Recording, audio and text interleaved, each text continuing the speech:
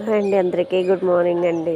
కాకరకాయ ఇది హైబ్రిడ్ కాయ కాదండి, దేశవాళీ కాయ అనమాట.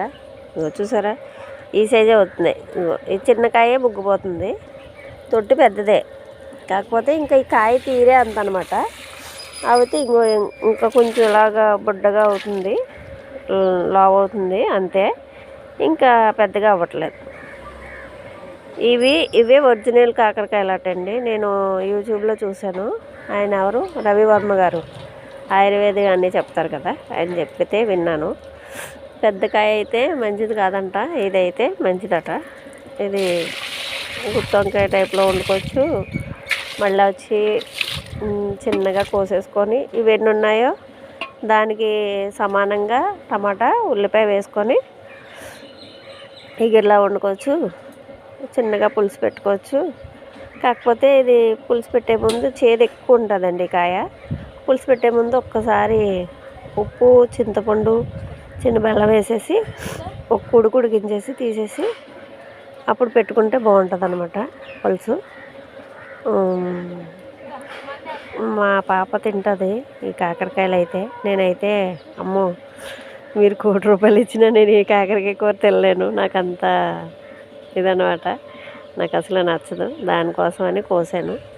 మన ఇంట్లో చెట్టు ఉంటే హ్యాపీ, మనం ఏదన్నా కోసుకోవచ్చు, ఏదన్నా తినొచ్చు, మనకు కావాల్సినవి అన్నీ వస్తాయి. ఇది డ్రాగన్ ఫ్రూట్ అండి. ఈ కాకరకాయల కోసం చెప్దామనేసి చిన్న వీడియో చేస్తున్నాను అనమాట. బాగానే వచ్చినాయండి, సరిపోతాయి, ఒక్క మనిషి తినొచ్చు. ఇది చేదుగా ఉంటుంది కదా, దానివల్ల ఎక్కువ తినలేము కదా. ఒక మనిషికి అయితే తినడానికి సరిపోతుంది. చూసారా,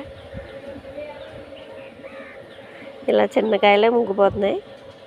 ఇది సైజు కూడా ఇంతే ఉంటుంది, పెద్ద సైజే ఉండట్లేదు, అందుకనేసి కోసేసా. కానీ మనం పెద్ద కాయల మీద ఎక్కువ మక్కువ చూపిస్తాం, కానీ పెద్ద కాయల కన్నా హనిగడు పెద్ద కాయల కన్నా ఇవే బెటర్ అటండి. ఈ బుడ్డకాయలే బాగుంటాయంట, రవివర్మ గారు చెప్పారు. ఇందులోనే ఆయుర్వేదానికి సంబంధించిన ఔషధాలన్నీ ఉంటాయట అని చెప్పారు. మాకు మధ్యలో ఈ ట్రైన్ గోల మాత్రం వదలదు మాకు. చూసారా, అలా వెళ్తూనే ఉంటాయి ట్రైన్లు అన్నీ, మేము చూడడం అంతే.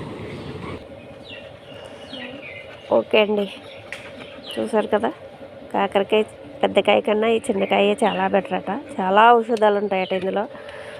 షుగర్ పేషెంట్లకి వాళ్ళకి చాలా బాగా ఉపయోగపడతాయని చెప్పారు ఆయన. మంచిగా ఉంటుందట.